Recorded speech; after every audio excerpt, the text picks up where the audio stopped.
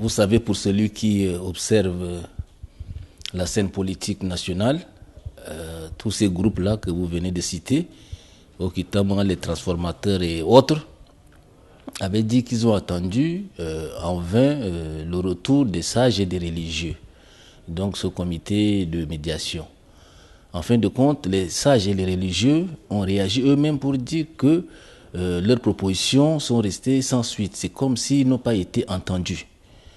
Alors, s'il faut mettre sur pied un comité ad hoc qui doit s'associer encore à ce groupe de sages et de religieux, on fera du surplace. Si c'est pour aller encore vers ceux qui refusent de prendre part au dialogue, en principe, on devait aller vers le gouvernement.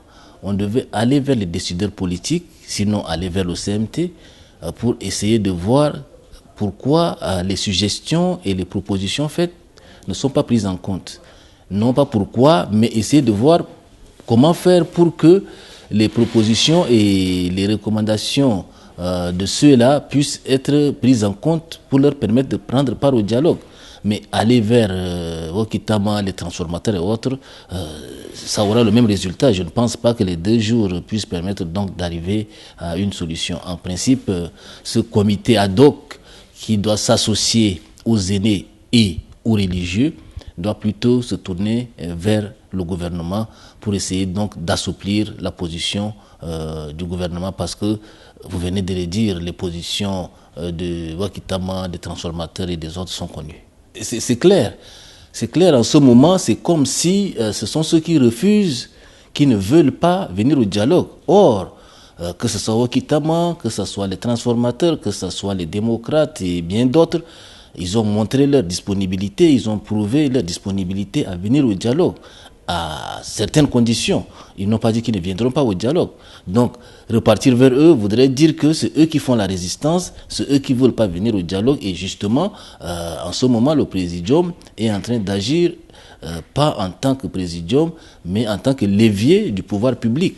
Or, il est important pour le présidium de faire en sorte que le gouvernement également mettre de l'eau dans son vin pour permettre à ceux-là de prendre part au dialogue, surtout qu'ils ont manifesté ce désir de prendre part. Donc il est important de considérer leurs propositions et d'accepter. Mais quand on repart souvent vers le même groupe, ça veut dire que ce sont eux qui sont les fautifs. Or pour eux, ils disent qu'ils sont prêts.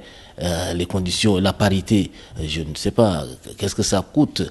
Et puis, est-ce que c'est tout le monde qui a droit au vote? Là aussi, c'est un autre débat. Hein?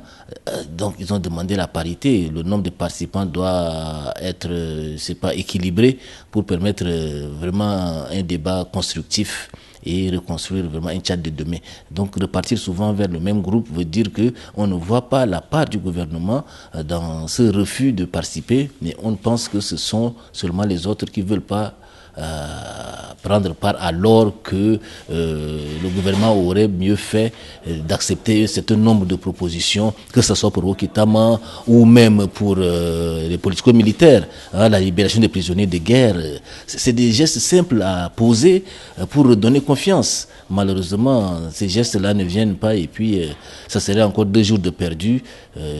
Bon, je ne présage rien, mais je laisse voir ce que cela peut donner comme médiation.